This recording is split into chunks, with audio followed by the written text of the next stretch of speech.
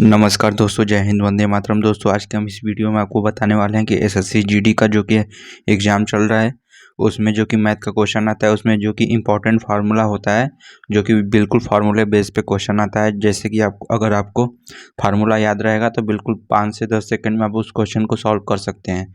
तो उस वक्त दोस्तों आप लोग उस फार्मूले को ही भूल जाते हैं या फिर याद ही नहीं रहता। तो उन सब सेलेक्टिव फार्मूलों को मैं इस वीडियो में आपको कवर करने वाला हूँ, बताने वाला हूँ। तो आप लोग वीडियो को लास्ट तक देखिए, तभी आप लोग को समझ में आएगा। तो अगर ये सब फार्मूले आप लोग याद कर लेंगे तो आपको 3 से 4 क्वेश्चन आपका ऐसे ही बन जाएगा बिल्कुल कम टाइम में। और एसएससी जीडी में समय के लिए बहुत ही कम है समय। एसएससी जीडी में 1 ही घंटा रहता है। तो फार्मूले बेस्ड जो क्वेश्चन आता है, तो सबसे पहले स्टार्ट करते हैं दोस्तों, जो कि अनुपात वाला क्वेश्चन आता है। तो जिसमें पूछता है कि अगर रेशियो दे देगा ABC ऐसे कुछ करके दे देगा और पूछेगा प्रथमानुपात कितना है। तो प्रथमानुपात अगर आप लोग निकालेंगे तो टाइम लगेगा, लेकिन अगर आपको फार्मूला याद रहेगा तो आप बिल्कुल ईजी तरीके से लगा सकते हैं।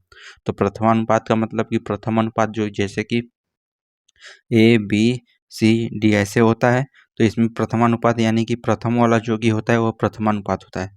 तो प्रथमानुपात निकालने के लिए A अगर निकालना है हमें प्रथमानुपात, तो इसका फार्मूला होता है A बराबर B² बटा के C।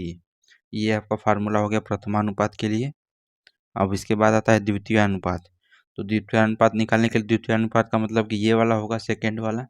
तो B बराबर क्या होगा, तो B बराबर होता है रूट में AC। तो ये हो गया द्वितीय अनुपात का। और मैक्सिमम ज़्यादातर क्वेश्चन दोस्तों तृतीय अनुपात से पूछता है, ये वाला बिल्कुल वेरी वेरी इंपॉर्टेंट है। तो तृतीय अनुपात का फार्मूला आप लोग जरूर याद कर लीजिएगा, यानी कि C बराबर कितना होगा। तो C बराबर होता है फार्मूला B² हो गया। ये हो गया तृतीय अनुपात। तो इस फार्मूले को आप लोग याद रखिएगा। आपको तृतीय अनुपात पूछेगा तो आपको A और B का वैल्यू दिया रहेगा, बस आपको यहाँ पे B की जगह पे B का वैल्यू, A की जगह पे A का वैल्यू रखना है। उसके बाद चतुर्थानुपात आता है। तो चतुर्थानुपात यानी कि D, चौथा वाला यहाँ पे D है। तो D बराबर होता है BC/A। तो अगर आपको चतुर्थानुपात पूछेगा तो आपको B और C, A B C तीनों का वैल्यू दिया रहेगा।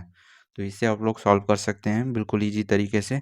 तो आप लोग ज़्यादातर ये तृतीय अनुपात वाला फार्मूला याद रखिएगा, ये बहुत इंपॉर्टेंट है।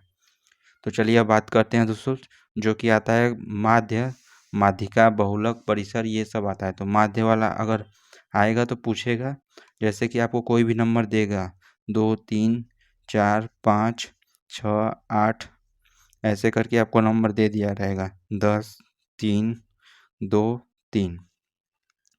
तो पूछेगा कि माध्य, इसका माध्य निकालिए। तो आपको अगर माध्य का फार्मूला याद नहीं रहेगा तो आप इस क्वेश्चन को सॉल्व कर ही नहीं पाएंगे। तो इसका फार्मूला आपको बताते हैं। तो माध्य का फार्मूला होता है, माध्य का फार्मूला होता है कि सभी संख्याओं का योग, सभी संख्याओं का योग, सभी संख्या का मतलब ये जो कि क्वेश्चन में दिया रहेगा, सभी संख्याओं का योग बटे के कुल संख्या, यानी कि कुल संख्या। तो जितनी भी संख्या रहेगी उसका नंबर बटे में रहेगा और सभी संख्याओं का योग। तो इस फार्मूले पर आप लोग इस क्वेश्चन को बहुत ही ईजी तरीके से और कम समय में आप लोग कर सकते हैं। उसके बाद आता है माध्यिका। तो माध्यिका जो होता है, तो माध्यिका निकालने के लिए आपको क्या करना होगा, माध्यिका निकालने के लिए आपको जैसे कि ये क्वेश्चन दिया रहेगा ऐसे ही नंबर बोलेगा कि माध्यिका निकाल। तो सबसे पहले आपको इस नंबर को आरोही क्रम में लिखना है। आरोही क्रम यानी कि बढ़ते क्रम में, सबसे छोटे से स्टार्ट करेंगे, आरोही क्रम में लिखना है। उसके बाद आरोही क्रम में लिखकर उसके बिल्कुल मिडल वाला अंक जो होता है वही माध्यिका होता है। माध्यिका का मतलब होता है मध्य का अंक।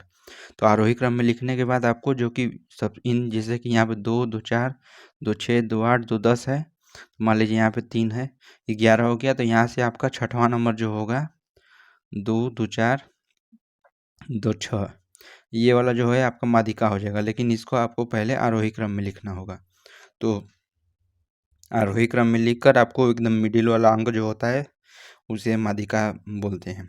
अगर यहाँ पे, अगर जैसे कि यहाँ पे 10 था, अगर 11 है, यहाँ पे अगर 10 होता, 10 होगा तो यहाँ पे 2 नंबर यहाँ पे बीच में होगा। तो आप क्या करेंगे, दोनों नंबर को जोड़कर, जैसे 8 और 10 है मान लीजिए, तो 8 + 10 जोड़ के बटे के 2 कर देंगे। तो 10 और 18 यानी कि 9 आ जाएगा। ये आपका माध्यिका हो गया अगर ऐसे रहेगा तो। अब आता है बहुलक। तो बहुलक क्या होता है? बहुलक होता है जैसे कि यहाँ पे दिया हुआ है, तो इन सारे संख्याओं में से जो भी सबसे ज़्यादा बार अंक आया हुआ है, सबसे ज़्यादा बार अंक इसमें आप लोग देख सकते हैं 3 आया है, 3 एक ठो यहाँ पे है, एक 3 यहाँ पे, एक 3 यहाँ पे, तो 3 जो है 3 बार आया, तो बहुलक का मतलब कि जो अंक सबसे ज़्यादा बार आया है वही आपका आंसर हो जाएगा। तो डायरेक्ट आंसर, अगर आपको इसका डेफिनेशन पता है तो आप 2 सेकंड भी नहीं लगेगा इस क्वेश्चन को सॉल्व करने में। तो इस तरह से ये भी हो गया। अब परिसर आता है, तो परिसर का मतलब होता है कि सबसे बड़ी संख्या, जो कि यहाँ पे अगर नंबर दिया रहेगा तो इसमें सबसे बड़ी संख्या कौन सा है? 10 है। सबसे बड़ी संख्या माइनस छोटी संख्या का, छोटी संख्या और बड़ी संख्या का अंतर होता है, बड़ी संख्या में से छोटी संख्या को घटा देंगे। तो मान लीजिए कि उसमें आपका बड़ी संख्या 10 था और छोटी संख्या 2 था, तो इसका आंसर आ जाएगा परिसर का मतलब 8। ये हो गया आपका। अब यहाँ से भी एक क्वेश्चन बन सकता है, और ज़्यादातर आपको या फिर माध्य से बनता है क्वेश्चन, या फिर माध्यिका से, ज़्यादातर इन्हीं दोनों में से कब बनता है, कभी कभी बहुलक से बन जाता है। अब इसके बाद नेक्स्ट आता है बेलन, जो कि मेंसुरेशन से होता है, और इससे ज़रूर दोस्तों आपको 1 से 2 क्वेश्चन इसको देखने को मिलेगा SSCGT में। तो ज़्यादातर बेलन और शंकु से आता है, तो सबसे पहले आपको बेलन का कवर करेंगे। तो बेलन का वक्र पृष्ठ जो कि होता है, बेलन यहाँ पे आप लोग देख सकते हैं कैसा फिगर रहता है। तो बेलन का वक्र पृष्ठ होता है 2πr/h, यानी कि 2 गुणा में पाई गुणा में त्रिज्या जो होता है और ऊंचाई h। उसके बाद संपूर्ण पृष्ठ आता है, संपूर्ण पृष्ठ का फार्मूला होता है 2π क्वेश्चन में 2πr क्वेश्चन में h+r, यानी 2πr क्वेश्चन में h+r। ये फार्मूला आप लोग बिल्कुल याद करते जाइए, ये सब क्वेश्चन बिल्कुल फार्मूले बेस पे आएगा। अब इसके बाद बेलन का आयतन आता है, तो बेलन का आयतन होता है πr²h। अब इसके बाद नेक्स्ट आएगा आपका गोला।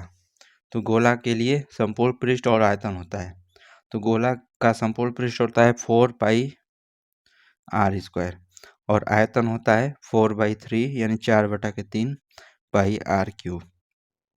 ये हो गया गोला का। अब गोले के बाद आता है अर्धगोला। तो अर्धगोला होता है, तो अर्धगोला का संपूर्ण पृष्ठ होता है 3πr², और अर्धगोले का आयतन जो कि होगा 2/3 πr², आयतन πr³ होगा यहाँ पे, πr³ आयतन हो गया। अब इसके बाद आपका नेक्स्ट आएगा दोस्तों घन का, और एक इसमें बच गया है शंकु का, वो भी आपको बता देते हैं।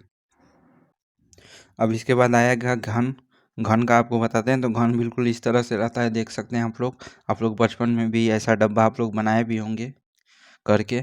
तो घन का संपूर्ण पृष्ठ जो कि होता है, इसका फार्मूला होता है 6a², और घन का आयतन होता है AQ, यानी कि तीनों भुजाओं का गुणा होता है, 3 भुजाओं का गुणा, और घन का विकर्ण होता है a√3, यानी 3√a। ये हो गया घन का। अब ये सिर्फ 3 फार्मूला, और घन से आपका सब क्वेश्चन लग जाएगा। और उसके बाद आप जो कि मैंने शंकु का बताना भूल गया था, तो शंकु का यहाँ पे है। तो शंकु का संपूर्ण पृष्ठ होता है, जो कि दोस्तों यहाँ पे होता है। शंकु का आप लोग पहले फिगर देख लीजिए, और शंकु का संपूर्ण पृष्ठ होता है πr/l+r। ये होता है संपूर्ण पृष्ठ का फार्मूला। और उसके बाद शंकु का आयतन होता है 1/3 πr²h, और उसके बाद तिरछी ऊंचाई जो कि होता है πr/h। दोस्तों ये हो गया जो कि इम्पोर्टेंट फार्मूला था आज के इस वीडियो में। अगर ये दोस्तों आप लोग फार्मूला याद कर लेते हैं, तो आपका 4 से 5 क्वेश्चन बिल्कुल तय है कि आप लोग सही करके आएंगे। और उसके बाद मैक्सिमम बच्चे दोस्तों SSCGT में जो कि मैथ का तो सभी क्वेश्चन कर लेते हैं, लेकिन जो कि फार्मूले पे बेस होता है उनको वो फार्मूला याद नहीं रहता है, तो फार्मूले वाला क्वेश्चन वो छोड़ देते हैं, गलत भी नहीं करते, छोड़ देते हैं। तो आप लोग ध्यान दीजिए कि इस फार्मूले को याद करके जाइए, और बाकी तो जो कि ट्रिक पे है वो तो आप लोग लगा ही लेंगे। तो दोस्तों आशा करता हूँ आपको वीडियो अच्छा लगा होगा। वीडियो अच्छा लगे तो वीडियो को एक लाइक ज़रूर दें, और चैनल को सब्सक्राइब करें। अगर हमारे चैनल पर नया है तो चैनल को सब्सक्राइब करें, और जिसका भी एग्ज़ाम है SSCGT का, उनको ये वीडियो का लिंक शेयर करिए, ताकि दोस्तों उन लोग का भी 4 से 5 नंबर बन सके। तो मिलता हूँ नेक्स्ट वीडियो में, तब तक के लिए जय हिंद, वंदे मातरम दोस्तों।